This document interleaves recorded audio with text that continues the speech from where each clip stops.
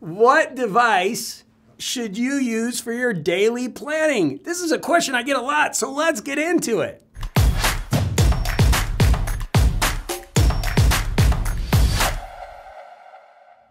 Okay, JB here, and we want to talk about daily planning.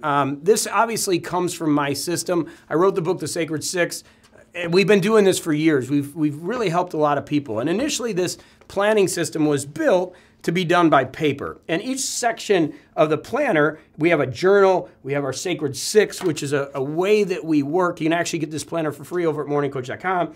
And this is meant to set up your day in the morning, thus the Morning Coach. So you sit down, you look at it and go, okay, what's my focus? What are the things that I need to get done? What are those most important things? What does my schedule look like? It's not meant to replace your schedule, but you're going to write it in here. And a couple other things that we do, consistency, those things which are going to help you really get your day organized. So paper does work. In fact, if you're just doing your Sacred Six, you could use a whiteboard, which I tend to use sometimes, can work real well, or just a notebook can work real well. But paper planning is a great way to do daily planning. That's first one. And I'll put links to this down the bottom. Those are quarterly books you can get at Amazon.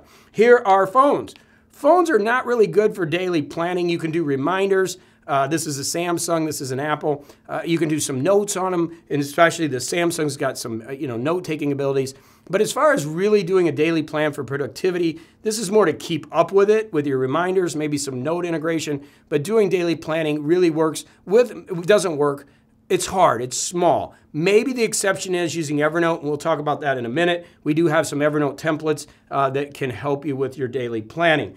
But that is a challenging one. The next one I would say we get into is the tablets. I personally do like the iPad mini. It's something that you can carry around with you, which is great. We'll throw it down here. You can kind of see it. The planning sheet is here. We're using Notability is the software that we're using. And that program, oops, hit the wrong button, is here in Notability. And you can kind of see it. It's a little bright on the screen, but you can do it. It's a little small, but it's a nice device to carry with you. I actually put a paper-like screen protector on it, so it feels like paper.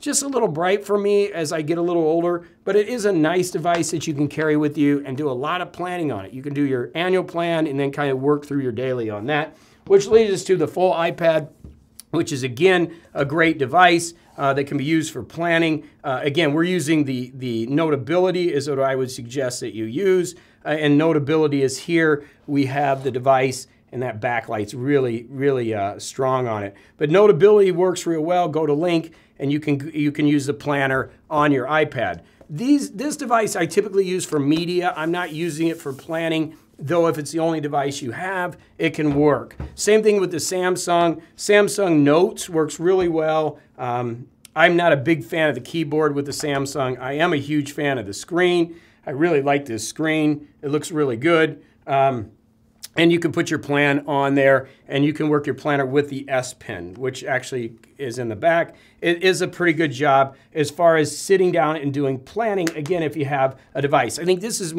as just your only device. So tablets work a little better. Paper can work for you. Tablets can work. By the way, if you want to learn your learning modality, some people like paper better, some people like tablets, some people like ink. If you go on morningcoach.com, there's a quiz. You can actually take the quiz. It'll tell you your learning modality, and it'll help you too. That's all free too, as long as the planner.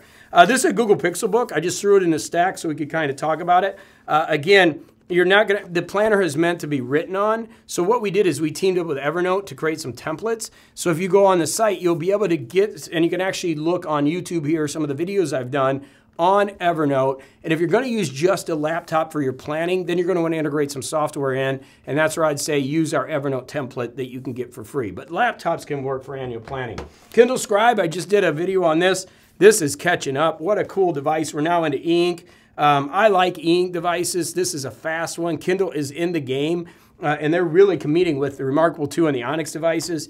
Like this device. If you watch my last video, you'll see that it does work for planning. You can go to the front of the planner. All the hyperlinks work. It is a great device. It's an add-on device. So if you're already a Kindle user and looking for that note-taking experience, they're really catching up. So maybe you have your iPad for media consumption like I do, and then you use an e-ink device for your planning, which is typically what most of our people do over in our morningcoach.com systems. And that leads us to the Remarkable.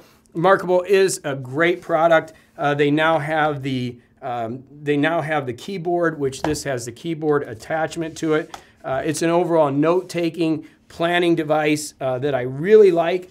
The only complaint that I'm getting right now is that people want backlit, and that is a little bit of a problem with the Remarkable 2. It is not backlit, but as far as the device working, it is a nice, cool device. I get a lot of really good responses from people that use it and buy it.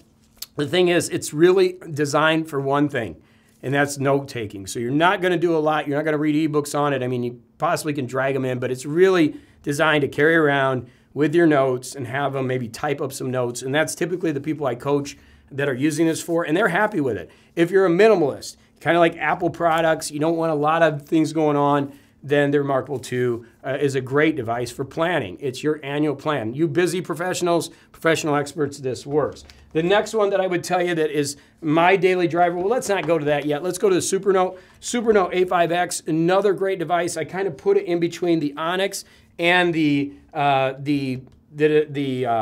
Onyx device I'm going to talk about in a minute, but it's a great device. The only thing is with this device, a lot of people will say the debate on it is the writing feel of it, okay? Some people say it's like a grease pencil. I will tell you they have the best styluses in the business. I do like the Supernote. A lot of people really like it. It adds a little more functionality than the Remarkable 2, and it's in the mid-range, and it works. It's a good device, a lot of fans for it. So if you're somebody that wants a little bit more ability, capability, then this is kind of a device you go with. It's not as sleek and cool as the Remarkable. It's more of a piece of art. This is kind of like the Remarkable 1, but it does work. And I think they make the best styluses in the market. But when it comes to me grabbing something, and you can see I've got my pen here, I'm grabbing this Onyx, right? And this Onyx Books Max Onyx Tab X is what I'm using. This is not an inexpensive device. But one of the things I really like about it is I have a cold light if I want it. I have a warm light if I want it. So I've got actually the blue light, the cold light, and I've got a lot that I can work with this device.